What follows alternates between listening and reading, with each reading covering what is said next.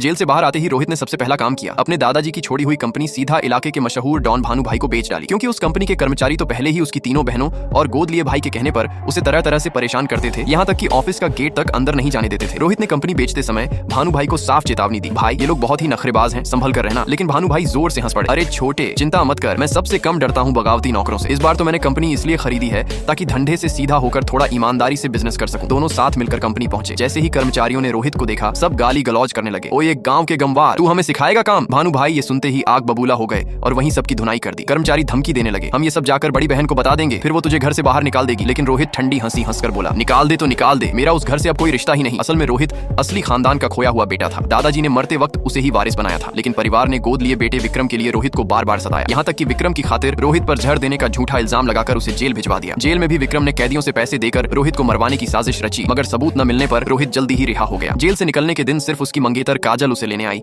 वो भी मुंह बिचकाते हुए, क्योंकि बाकी सब घर वाले उस समय विक्रम का उत्तराधिकार महोत्सव मनाने में व्यस्त थे। काजल ने रोहित को धमकाया, आज अगर तूने वारिस की कुर्सी विक्रम को नहीं दी तो पूरा परिवार तुझे हमेशा के लिए निकाल देगा। रोहित उसे देखता रहा और मन ही मन सोचने लगा, बाहरी किस्मत, मैं जिस लड़की पर जान देता था वही मेरे साथ कुत्तों जैसा बर्ताव कर रही है। असल में 2 साल पहले जब काजल को किडनी की बीमारी हुई थी तो रोहित ने गुपचुप उसे अपनी किडनी दान कर दी थी, लेकिन बाद में ये क्रेडिट भी विक्रम ने ले लिया। तब से काजल विक्रम पर जान छिड़कने लगी और रोहित को नौकर समझने लगी। विक्रम का वारिस बनने का जश्न देखने काजल जबरदस्ती रोहित को भी ले गई। वहाँ रोहित के माता पिता और तीनों बहनों ने विक्रम को करोड़ों के तोहफे दिए, क्योंकि दादाजी की अरबों की दौलत तो आखिरकार उसी को मिलने वाली